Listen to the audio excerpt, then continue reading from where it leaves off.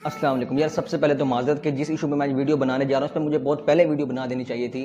बहुत ही serious issue है, trending issue है, लेकिन मैं कुछ मसरूफियात की वजह से इस पे वीडियोस बना नहीं सका। लेकिन अगर आप इस वीडियो को एंड तक देखते हैं तो मैं कोशिश करूँगा कि थोड़े से टाइम में आपको पूरा सिनेरियो समझा सकूँ, ताकि आप अगर किसी भी जगह जाके इस मौजू पर डिबेट करते हो तो आपको हर चीज़ का पता हो।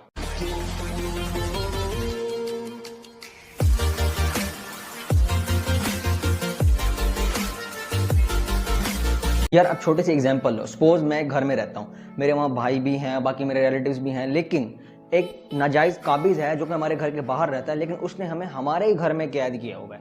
वो हम पे तरह तरह के जुल्म ढा रहा है, मेरे भाइयों को सबको मारे जा रहे हैं, लेकिन मेरे एक भाई उठता है, उठ के उससे इत्तेहाद कर लेता है, उससे दोस्ती तक पक्की कर लेता है उस शख्स से जो कि हम पे काबिज़ है, जो हम पे जुल्म ढा रहा है। और एक भाई है जो रजिस्ट कर रहा है कि यार नहीं, मैंने उस जालिम से, उस काबिज़ से कोई इत्तेहाद नहीं करना।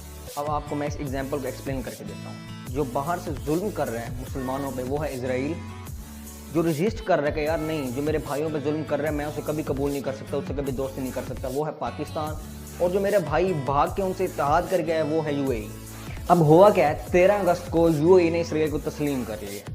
यानी एक मुस्लिम कंट्री ने एक ऐसी कंट्री को तस्लीम कर लिया है जो कि मुसलमानों पे बराबर जुल्म ढाए जा रहे हैं। अब इनसे पूछते हैं कि क्यों एक्सेप्ट किया, तो वो कहते हैं कि पीस के लिए एक्सेप्ट किया। कौन सा पीस? क्या फ़लस्तीन में पीस है? इससे पहले भी पीस के नाम पे इसराइल उर्दन से भी और मिस्र से भी एग्रीमेंट कर चुका है। कितने एक पीस आगे अरब स्टेट में या मिडिल ईस्ट में कोई पीस नहीं आया, तो आपने क्या समझ के पीस किया? मतलब आप मुस्लिम उम्मा की यूनिटी को कहाँ देखते हो? एक बंदा मेरे भाई पे जुल्म ढा रहा है, मैं जाकर उससे दोस्ती कर लेता हूँ। कश्मीर के मामले पे तो आप कुछ नहीं बोले, फ़लस्तीन के मामले पे तो आप कुछ नहीं बोले, तब आपने किसी को आंख दिखाई है कि यार कश्मीर का मसला भी हल होना चाहिए। ना आपको कश्मीरी मजलूम नज़र आते हैं, ना आपको फ़लस्तीनी मजलूम नज़र आते हैं। आपको बस अपने ऐशो इशरत और सैर सपाटे चाहिए। आपका हक ये बनता था, अब मुस्लिम उम्मा को इकट्ठा करते, आप डॉलर की बजाय सोने में तिजारत करते, दुनिया के फैसलों पे असरअंदाज होते, लेकिन आप क्या कर रहे हैं? आप अपने गहरे मुसलमानों के गहरे दुश्मन से जाकर इत्तेहाद करते हैं। अब इससे क्या हो रहा है, मिस्र और उर्दन उन्होंने इसराइल के साथ जंगें लड़ी हैं, अरब इसराइल वार 1948 की और 1967 की, लेकिन उसके बावजूद उन्होंने उसे तस्लीम कर लिया। अब यूएई ने उसे तस्लीम कर लिया। तमाम Muslim countries Aahista Aahista step wise जो है वो इसराइल को सॉफ्ट कॉर्नर दिखा रही हैं। यूएई अगर इस तरह है तो सऊदी अरब इस तरह है। जब यूएई ने तस्लीम किया तो खदशा ये हुआ मुस्लिम उम्मा को कि सऊदी अरब उन्हें तस्लीम करने जा रहा है। वैसे बैकडोर डिप्लोमेसी तो जारी है, लेकिन जब पाकिस्तान पर यह खदशा जाहिर हुआ, पाकिस्तान ने आर्मी चीफ और डीजी आईएसआई की सूरत में अपना एक वफ्द भेजा। वो गए, मैं अपने अल्फाज में कहूँगा कि उनकी ट्यूनिंग की है, उनको सॉफ्टवेयर अपडेट किया है।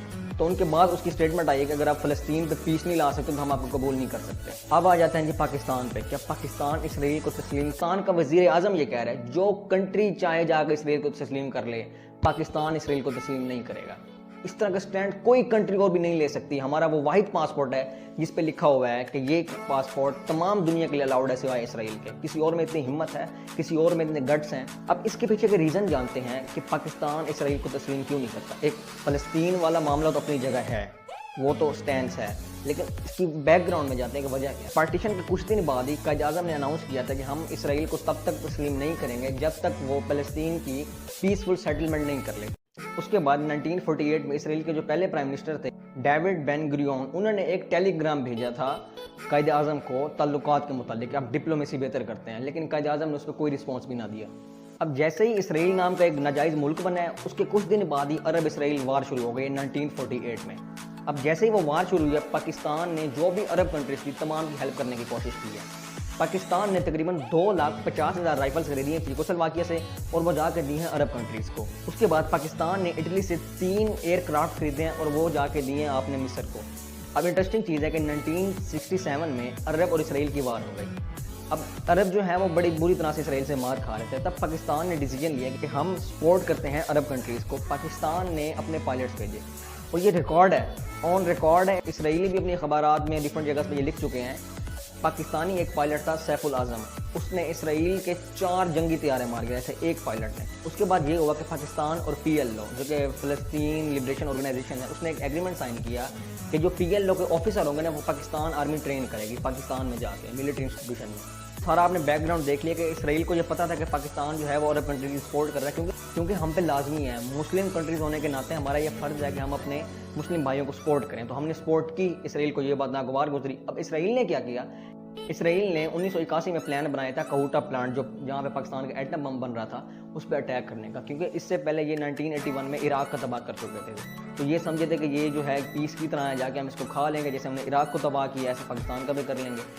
انہوں نے مدد لی انڈیا سے کہ جی ہمارے جیٹس جو ہیں وہ فیلنگ کے لیے آپ کے سرزمین پہ اتریں گے، پھر ہم یہاں سے پرواز کرتے ہوئے پاکستان کا جو ایٹمی پلانٹ ہے اس کو ڈسٹروائے کر دیں گے.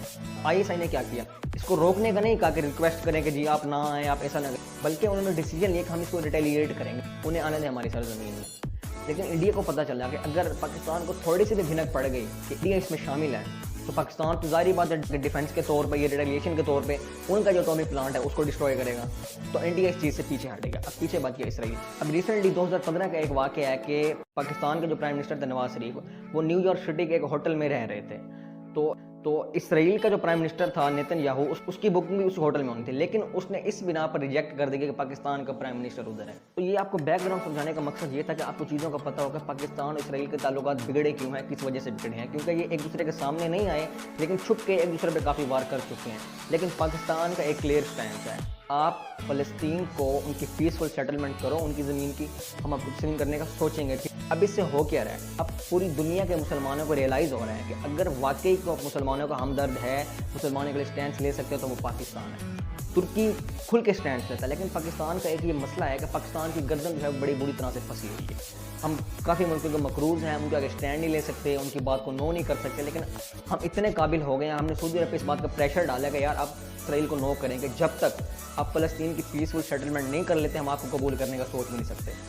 اب بیک ڈور یہ چل رہا ہے کہ چائنا جو ہے پاکستان کو بیک کر رہا ہے کہ آپ مسلم کنٹریز کو لیڈ کر، کیونکہ سعودی عرب کا حال ہم نے دیکھ لیا، وہ امریکہ کے پٹھو بنے ہوئے ہیں. UAE کو ہم نے دیکھ لیا کہ وہ اس کا ساتھ دے رہے ہیں اسرائیل کا.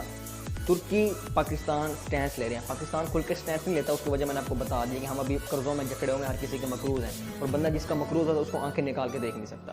اور اگر یہ بات کامیاب ہو گئی، پاکستان نے مسلم کنٹریز کو لیڈ کر لی اور پاکستان اپنی مشکلوں سے بھی نکل گیا، تو یقین کریں ان کی پھر ایسی کی تیسی یہ جتنی بھی سازشیں کر لیں، وہ وقت آئے گا جب دنیا کی ہاں اور نہ کے فیصلے پاکستان میں، پاکستان اجازت دے گا تو فیصلے ہوں گے انشاءاللہ. یار اگر آپ کو میری ویڈیو پسند آئی تو پلیز سبسکرائب کریں، یا اگر آپ کو کہیں پہ لگا یار یہ پوائنٹس میں صحیح نہیں بولا، تنقید کے قابل ہے تو آپ تنقید کریں، لیکن تنقید برائے اصلاح کریں.